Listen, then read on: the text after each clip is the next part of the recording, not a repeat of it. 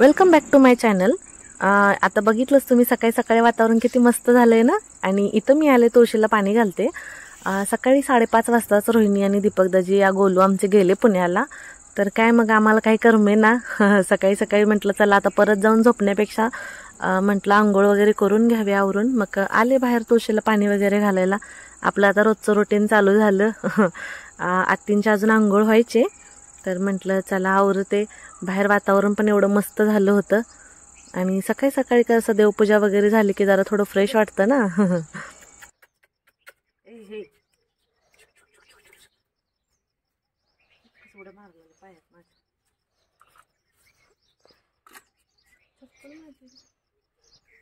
आणि आरो पण सकाळी लवकर उठला होता, तो काय परत झोपला नाहीये। अच्छा, तसं हे संडेचं शूट आहे बरं का। व्हिडिओ मी लेट अपलोड करते।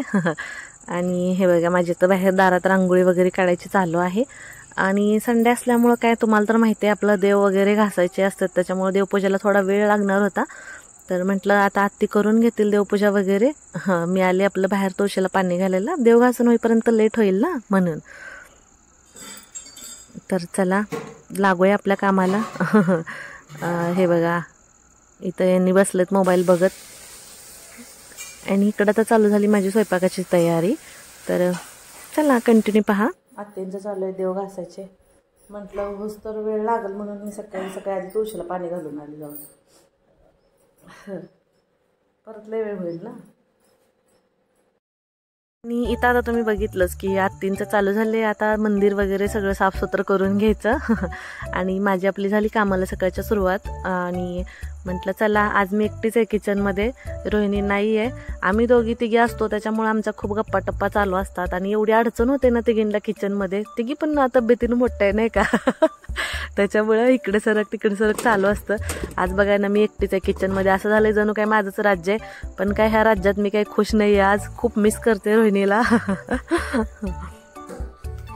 सकाळची माझी इथं काय तयारी चालू आहे मी दाखवते तुम्हाला। इथं मसूरची भाजी बनलेली आहे, सूप आपलं कुकर लावून ठेवला होता। आणि इथं बघा आता सोयाबीनची भाजी करायची, तर म्हटलं चला तुमच्यासोबत शेअर करूया। हे बघा सोयाबीन मी मगाशीच गरम पाण्यात भिजत घातलं होतं आणि भाजीसाठीची सूपची मी इथं तयारी करून घेतलेली। आणि इथं बघा आता कढई आपली छान मस्त गरम होते, तोपर्यंत इकडे मी सोयाबीनमधलं पाणी काढून घेते। पाण्यामध्ये मी नमक टाकून सोयाबीन भिजवून घेतलं होतं गरम पाण्यात, कारण पटकन भिजतं आणि नमक आतपर्यंत मुरतं, त्याच्यामुळे सोयाबीनच्या आतपर्यंत चव छान लागते। तर इथं बघा तेल आपलं छान मस्त तापलं होतं, तर त्याच्यामध्ये घातले मी अर्धा चमचा मोहरी, थोडंसं हिंग, 1 चमचा जिरे, हे बघा। आणि इथं आता घालून घेते मी कढीपत्ता। कढीपत्ता छान तडतडला की ह्याच्यामध्ये घालते मी लसूण आणि 1 टोमॅटो। कांदा वगैरे घालून पण मी तशी बनवते भाजी, तशी पण मी तुमच्यासोबत शेअर करेन वेगळ्या पद्धतीची थोडीशी। इथं थोडंसं नमक टाकलं आणि टोमॅटो मस्त असा शिजवून घेतला। अर्धा चमचा हळद, 1 चमचा धनिया पावडर आणि घरगुती तिखट घातलं इथं मोठे 2 चमचे। तुम्ही तुमच्या चवीनुसार कमी जास्त करू शकताय। मसाला छान भाजला की ह्याच्यात घालते थोडंसं खोबरं। खोबरंही छान मस्त मंद आचेवरती भाजून घेते इथं मी। हे बघा खोबरं वगैरे मस्त भाजून झालं की त्याच्यामध्ये थोडंसं पाणी घालायचं आणि छान मस्त मसाला शिजू द्यायचा आणि त्याच्यामध्येच कोथिंबीर घालून घ्यायची। तुम्हाला माहिती आहे मी नेहमी अशीच बनवते। आणि वेगळ्या पद्धतीने पण मी सोयाबीनची भाजी बनवते, तर तशी पण मी रेसिपी तुमच्यासोबत लवकरच शेअर करेन। तर इथं बघू शकता किती मस्त आपला मसाला शिजला होता। तर त्याच्यामध्ये मी आता सोयाबीन घालते आणि चवीपुरतं नमक टाकून मी हलवून घेते। पण सोयाबीनची भाजी करताना थोडं पाणी थोडंसं जरा जास्त ठेवायचं, म्हणजे ते सोयाबीनच्या आतपर्यंत खूप उतरतं आणि खूप रसरशीत बनते सोयाबीनची भाजी। तर बघू शकता हे बघा मी 3 ते 4 मिनिट अशी वाफलू दिली होती आणि परत बघा किती मस्त झालेले। आणि आता ह्याच्यामध्ये मी घालते असं शेंगादाणे मोठे मोठे बारीक करून घेतले होते, ते घालून असं छान मस्त मिक्स करून घेते। एक 4 ते 5 मिनिट मी इथं भाजी शिजवून घेतलेली, बघू शकताय तुम्ही, कारण ऑलरेडी मी गरम पाण्यात भिजू घातली होती ना, त्याच्यामुळे काय ते अगोदर सोयाबीन शिजल्यासारखं झालं होतं। बघा तोंडाला पाणी सुटलं की नाही, खूप मस्त लागतं, नक्की ट्राय करून बघा अशी भाजी। आणि माझी भाजी बनवून होईपर्यंत आत्तींची देवपूजा झाली इकडं, म्हणजे देव घासून वगैरे सगळं त्यांना वेळ गेला ना बराच। आणि इथं बघू शकताय तुम्ही किती एकदम असे चकचकीत देव दिसायला लागलेत। आणि मस्त वाटत होतं फुलं वगैरे ठेवल्यामुळे, कारण सकाळी सकाळी कसं होतं मंदिरात पूजा झालेली असली फुलं ठेवलेली असली की आपल्याला पण जरा थोडं कामाला पुढचा जोश येतो की नाही। चला तर मग रांगोळी तेवढी काढली आणि आता बाकीची कामं आवरून घेते मी. आणि तुम्हाला मगाशी मी म्हटलं तसं आज काय किचनमध्ये माझं एकटीचंच राज्य होतं, कारण आत्तींची पण फारशी काही लुडबुड नव्हती झाली आज. कारण ते तुम्हाला म्हटलं तसं देव वगैरे घासायचे, देवपूजेमध्ये त्यांचा बराचसा टाईम गेला आणि मग मी इकडं एकटीच आवरत होते. पण काय करणार, आजचं राज्य असं होतं. पण त्या राज्यात काही मी खुश नव्हते बरं का. बडबडायला मला काय आज रोहिणी नव्हती सोबत, आत्तींच्या कामात व्यस्त होत्या. तर म्हटलं चला आता इथून असंच होणार, कधीतरी कमी जास्त. आता रोहिणी परत येईपर्यंत काय मी एकटीच असणार किचनमध्ये, म्हणजे आत्ती असणारच आहेत सोबत, पण आमच्या दोघींची जरा जास्तच बडबड चालू असायची ना, त्याच्यामुळे. रोहिणी खूप खूप खूप मिस करते तुला, आणि होप्स आता परत अजून लवकरच भेटू आपण. चला तर मग आता घेते मी पटपट आवरून, कारण बरीचशी कामं परत पुढं पडलेली आहेत. आणि जसं की मी तुम्हाला म्हटलं, ब्लाऊज वगैरे माझे बरेचसे स्टिच करायचे राहून गेलेले आहेत. तुम्ही मला ब्लाऊजचा व्हिडिओ बनवा म्हणून सांगितलं होतं, ब्लाऊज कलेक्शनचं. तर आत्ता सध्या पण मी बरेचसे ब्लाऊज आहेत जे कटिंग करून ठेवलेले आहेत, तर माझे स्टिच करायचे राहिलेले आहेत. तर ते सगळे स्टिच करून झाले की नाही, मग मी तुम्हाला माझं ब्लाऊजचं कलेक्शन लवकरात लवकर मी अपलोड करेन.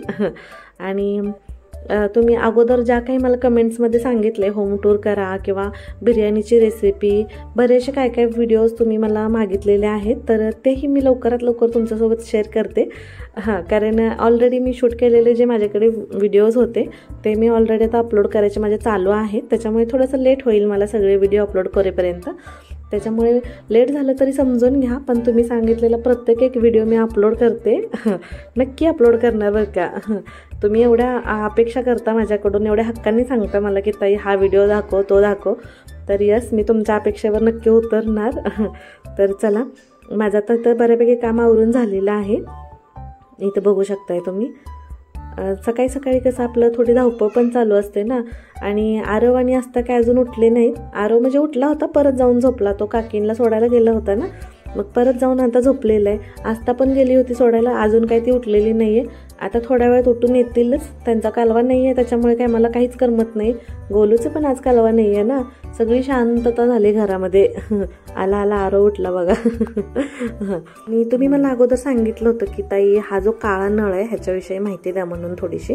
तर हा जो दिसतोय हा काळा नळ, तर ह्याच्यावरती मी तुम्हाला जरा थोडासा डिटेलमध्ये व्हिडिओ बनवून दाखवते.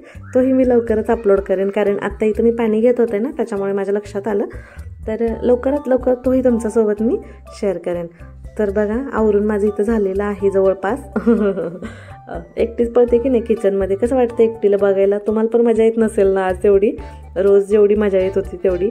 पण काय करणार, आता चालणार असंच. थोडंसं घ्या समजून आता तुम्ही पण, कारण माझ्या प्रमाणात तुम्हालाही सवय झाली ना रोहिणीची, घरात सगळेजण असण्याची. घाई गडबड धावपळ, आमचा गोलू. काय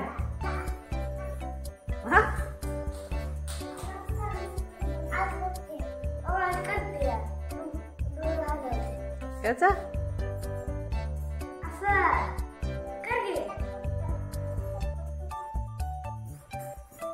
मुलं तर उठली, आता त्यांच्या आंघोळ वगैरे सगळं आवरून घेते. किचन बघा एकदम आवरून टकाटक क्लीन करून घेतलेलं आहे मी. तर चला, तुम्ही सांगा तुम्हाला माझा आजचा ब्लॉग कसा वाटला ते, आणि व्हिडिओ आवडला तर नक्की लाईक करा, शेअर करा आणि चॅनलला सबस्क्राईब करा. बाय.